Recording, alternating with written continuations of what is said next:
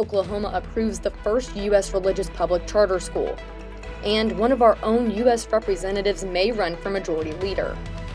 Plus, fire danger tomorrow ahead of our incoming major cold front tomorrow. Coming up, this is OU Nightly.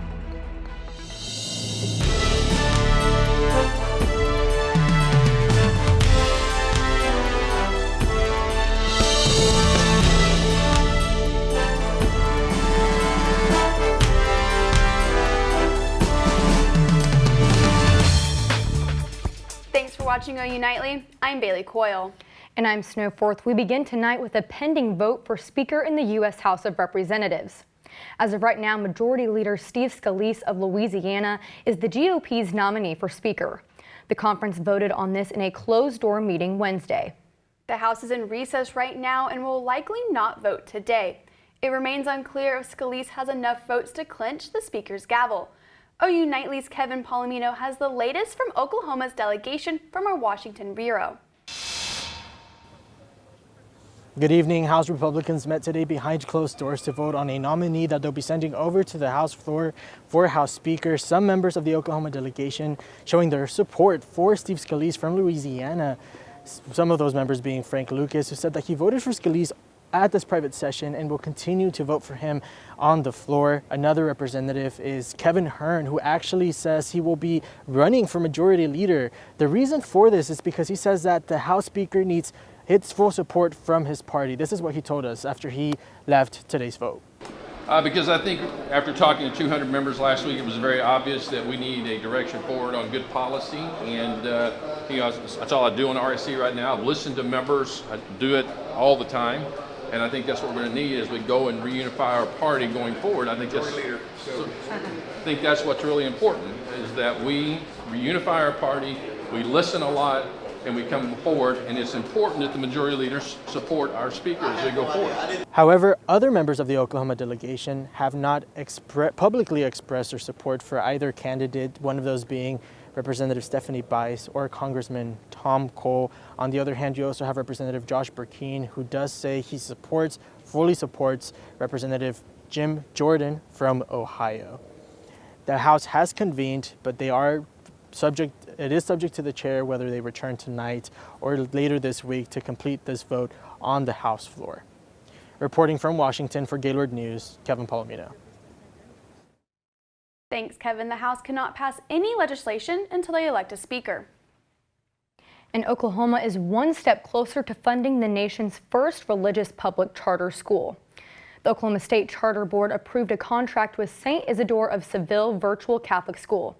CNN's Aaron Christie has the details. Chairman Dr. Robert Franklin, a no vote, making the only comments. I am very concerned about the oath that I took, just like everybody else, to uphold the State Charter School Act and the state's constitution. The board heard two public commenters. Sean Cummings, a Catholic school graduate, opposed to the plan. If Catholic churches were sure that their plan was the right plan, they wouldn't have brought in a ringer.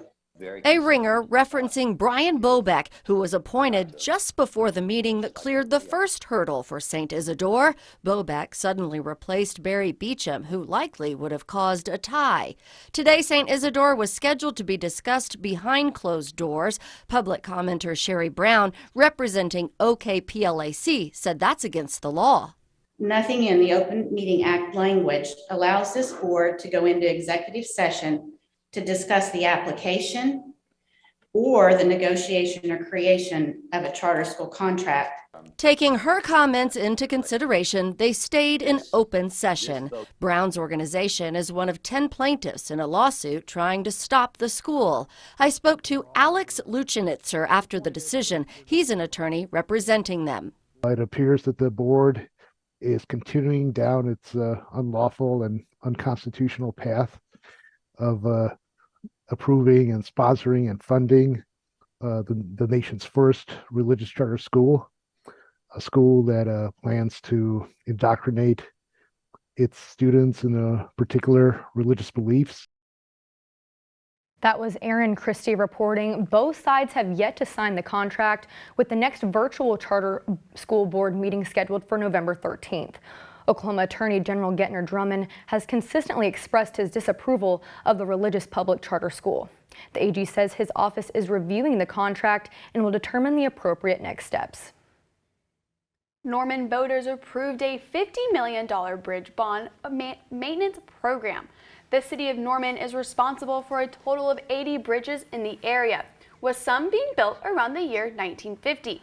Before yesterday's special election, there was no sustainable or consistent funding source for bridge replacement or major rehabilitation in the community. There's 18 bridges in the program. We have 80 in the city, so 18 of those 80 are going to get either replaced or a major rehabilitation. I think it's 10 replacements and 8 rehabilitations. They'll be like new bridges, either way. The city says construction is set to begin in 2024. And temperatures will be dropping soon, but that comes with a rise in allergies. OU Nightly meteorologist Drake Foley has the current temperatures and the allergy report for today. Drake. Yep, that's exactly right. Right now we're taking a look at our regional temperatures, 70s and 80s, nothing too miserable unless you're in Amarillo. 89 is not any fun for anyone. Speaking of miserable, here's our allergy report for today. We're looking at the weeds and the mold being at that high threshold, with grass and trees at that medium threshold. Coming up in Maine weather, we're going to talk about, it's warm for now, but when is it going to start to cool down? How cool? It's going to be cooler than cool, ice cold. And then we're also going to talk about the wind sweeping down the plains. Back to you guys. Thanks, Drake. And as the war escalates in Israel, political rivals are coming together to protect the Israeli people. Kennedy Patterson has that and the rest of today's international and national headlines from the News Center. War rages in Israel. Officials say at least 2,300 people have died, including 22 Americans. Today, the Israeli Prime Minister and opposition leader Benny Gantz agreed to a unity agreement in creation of a war cabinet. The cabinet will only focus on wartime policies, and as attacks on civilians continue, Israel appears likely to launch a ground offensive into Gaza. Auto workers are preparing for the temperature drop ahead as strikes continue. Donations of firewood, burn barrels, and food have been given to those on the picket lines. Some strikers have begun to receive their first check from the Union Strike Fund. Strikers say they are prepared to continue protesting until they've reached an agreement. In Bailey, Snow, ACT test scores have reached a new low, leading some universities to no longer require the scores for admission. Wow, that must be nice. I wish I didn't have to take the ACT. But today is International Day of the Girl, the movement that is taking social media by storm as has made its way to OU's campus. OU Nightly's Liv Walbeck has the story. That's right. We all have a girl boss in our lives. Maybe it's your mother, your teacher, or one of your very best friends. Here at OU, we have too many to count.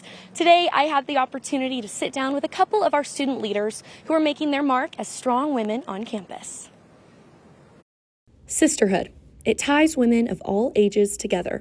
In fact, this year, it's even become a trend for women to reclaim their girlhood, that shared feeling with other girls. I think the Barbie movie did a great job of addressing that, of there are certain experiences that no matter where you grew up, as a girl, we all have that shared kind of consciousness and feeling. Today, the International Day of the Girl stands as a reminder to pour into girls through education, connection, and leadership. Here on OU's campus, female student leaders have organized clubs tailored to uplifting other women in their major. A good woman would never step on someone else to get higher for herself. We're focusing on pulling everyone up along with you. And I think that if you foster that at the college level, in terms of knowing that you're wanting to get connections with people that will move up with you, not compete with you. According to the Public Policy Institute of California, more women attend college than men today. Here at OU, female students rally together to make a positive impact on campus as well as one another. I never had a sister growing up, and especially being in a sorority and being in sports girls club and that kind of thing, I really feel like I've found friends that I can rely on. Through building lasting relationships and supporting one another, these campus leaders aren't letting men's arenas get in their way of pursuing their dreams. It's a man's world. I think we all hear that a lot. But increasingly, there are more and more women that are joining the business world. There are more and more women that are starting their own businesses. And I think that that just comes from a place of wanting something for you. Today marks the 11th annual Day of the Girl, launched by the United Nations. For more information on ways to get involved, you can check out their website, or even easier, support a girl in your life. For OU Nightly, I'm Liv Walbeck. Thanks, Liv. Next on OU Nightly, a chance to see a rare solar eclipse this weekend. We'll tell you the best time to catch it in Norman coming up. But first, Mexico recovering after a hurricane slams its coast. The latest on the destruction after this.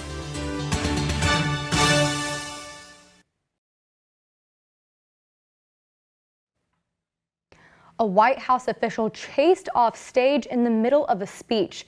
Josh Duncan has that story and more in today's Earth Report. Climate protesters heckled Transportation Secretary Pete Buttigieg off stage in Maryland today. Buttigieg was speaking at Impact Maryland to discuss new transportation updates for the state. Members of the Climate Defiance Group stormed on stage, protesting his department's approval of a petrochemical project in Texas. Buttigieg tried to speak with the protesters, but eventually left the stage. Hurricane Lydia made landfall along the coast of west central Mexico on Tuesday evening, killing 2 people. The once Category 4 storm packed sustained winds of 140 miles per hour. 1 person was killed by a falling tree and another person drowned in a swollen river. The storm dissipated early this morning over the mountains of central Mexico. An annular eclipse will cross parts of the country this Saturday. Here in Norman, the eclipse will begin at 10:22 a.m. and will peak at 11:49 a.m. Be sure to wear eclipse glasses before looking at the sun on Saturday. Snow, Bailey. Thanks, Josh. And coming up on OU Nightly, students got a chance to see different cultures walking to class. After the break, we'll tell you about the festives happening on campus. And coming up, I will talk about fire danger tomorrow, ripping winds, and cold temperatures to wrap up this week. Coming up, stick with us. Thanks for watching OU Nightly, and right now it is partly cloudy out there. We do got some clouds out there on campus. Temperatures 79 degrees, and we got that dew point at 63 degrees. Winds are picking up from the south and southeast, about 21 miles per hour this afternoon. The winds are going to be picking up the rest of today into your Thursday and Friday into your Saturday as well. And this is what that front looks like coming into Norman. That was current, and this is what it will look like going into Thursday evening into Friday morning. That's when this front is expected to arrive overnight, Thursday into Friday. And this is where that is Thursday at 5 p.m. And you can see the front is starting to make its way into the panhandle, and we will see those effects in western Oklahoma first. And we will maybe get some slight rain chances. I'll go over that here in a couple of seconds, but we do have that low pressure system moving on through. We'll ramp up our winds into Friday as we start the weekend. So this is what it looks like as far as rain. We're not really expecting a ton of rain here in Norman, really in the metro at all, but we could see some rain as this system moves through, and we do see some clouds. And then as that cold front pushes through, we do have some convection possible in the north parts of Oklahoma City Thursday night into Friday, and then that'll move out the way Friday morning, and it'll be sunny to partly cloudy Friday afternoon. But those winds are going to be picking up from the south, 20-25 miles per hour, and then they're going to shift directions Thursday night into Friday as that front moves through, and it's going to be cold wind Friday. The lows are going to be very low, 20-21 miles per hour from the northwest, and that's where we're going to get our cold temperatures. And with that wind and with that dry line moving through, dew points are going to be very critically low. We have a fire danger out. We do have critical fire danger in Guymon and elevated in Woodward and Elk City. So do not burn in those areas. We do have that future humidity, 15%, 23% in that area in the west, and then that's going to move through Norman, and we're going to be really low here in Norman as well. Friday lows 65 degrees here in Norman, 55 for Guymon, and then the highs on Friday are going to be 70 degrees, 64 on Saturday, 64 on Sunday, and 60s next week. Fall has definitely come, and we got that eclipse on Saturday. So are you guys going to watch the eclipse? Yes, I'm really looking forward to seeing it. I really need to find some glasses so I can watch it. I forgot about that. I do as well, but I'm really, really excited to get up and watch it. And we can watch it at the Weather Festival too. I mean, Yes. that's really cool. We don't get to do that very often. Yeah, so. sure. Well, thank you. Today, OU's Department of Modern Languages, Literatures, and Linguistics held an international festival. Students were walking through an international wonderland on their way to class. OU's different language departments held demonstrations like origami making, calligraphy, and food tastings to teach students about language courses offerings. These organizations aim to expose students to the world beyond campus and connect them with others of different backgrounds. And people can communicate and trying to find the best part of each other. That's the meaning of all the culture exchange. To find out more about OU's language and culture courses, go to the Department of Modern Languages website. And it's bye week for OU football, but that doesn't mean the squad still isn't making headlines. Abby Williams has more on another Sooner earning an honor up next in sports. That's right, and OU softball faces their toughest opponent to start fall ball. I'll have more on the return of the Oklahoma Battle Series coming up next.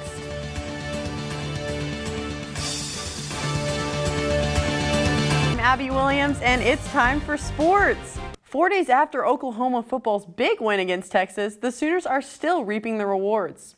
And as if Jaleel Farouk hasn't impressed Sooner fans enough, he now has an award to show for it. Farouk was named the Paul Hornung Award National Player of the Week, an award given to the most versatile players in college football. The outstanding receiver racked up 180 yards in Oklahoma's thrilling win over Texas, but recognizes there's still room for improvement. I feel like we had a lot of mistakes out there. We needed to clean up a lot of stuff. Always feel good to get the win, but we had a lot of things we left out there. Just working on perfection, trying to be as good as we can be so we can be better in the future. Making sure we can control what we can control. The ball comes our way, we come down with it 24/7. That's what we preach in our receiver room. Oklahoma City native Marcus James released his top 5 schools left in his commitment decision. The 3-star linebacker from Carl Albert High School is one of the top 20 in the 2025 recruiting class, according to Rivals.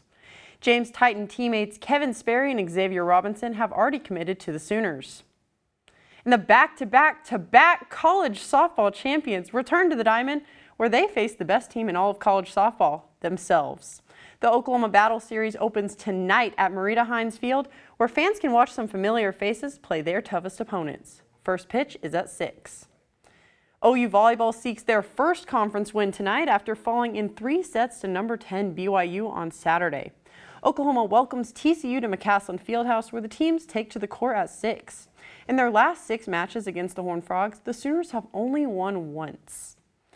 After last week's big Red River football win, another Sooner team is prepared to defend their turf against the Longhorns. If OU soccer beats Texas, it will be their first win against their conference rival since 2016. Oklahoma will host Texas tomorrow night at 7 at John Crane Field. Back to you. Thanks, Abby. After the break, a teenager on the East Coast is a newly published author.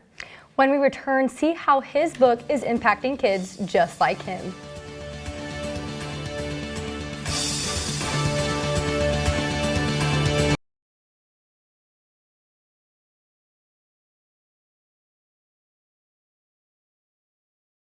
I'm Savannah Simmons at the OU Nightly Update Desk.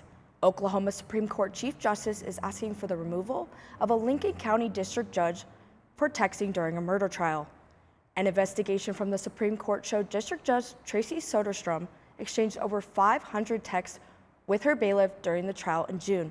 They say in those texts, the judge mocked the prosecutors and called the witness a liar. Bailey Snow. Thanks, Savannah. A 13-year-old boy is now a published author with an important message to tell. With the help from his mom, Ziggy published Ziggy's Superbrain, a tribute to autistic people.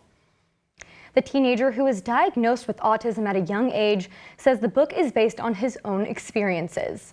Ziggy and his mom also founded a nonprofit called Autastic Dream, and they hope to raise money to open a sensory center in eastern North Carolina. And continuing our conversation from earlier in the show, I'm super excited to see the solar eclipse on Saturday. I am too. Christine, where are the best spots to watch the solar eclipse? Yeah, so the best spots to watch the solar eclipse here in Oklahoma is one of the best spots. 70 to 80% coverage that you will see, greater than 80% is in the Texas Panhandle, parts of southwestern Oklahoma, so Lawton, Hobart area, and parts of the Northwest as well. Thanks, Christine, and thank you for watching OU Nightly. I'm Snowforth. And I'm Bailey Coyle. Be sure to tune in to OU Nightly every weekday live at 4:30. Good night.